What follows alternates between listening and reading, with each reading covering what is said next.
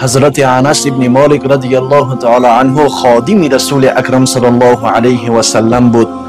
10 سال مکمل همراه رسول اکرم صلی الله علیه و سلم بود که خدمت رسول اکرم صلی الله علیه و آله و سلم را میکرد. ایشان میفرماید که روزی با رسول اکرم صلی الله علیه و سلم با جمعی از صحابه روان بودیم که ناگهان بارانی بارید.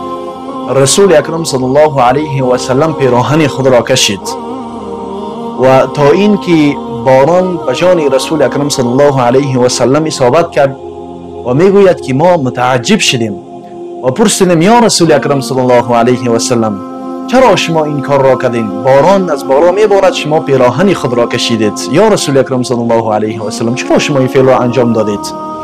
حضرت رسول اکرم صلی الله علیه و سلم میفرماید خلقت باران تازه است. آب باران آب مبارک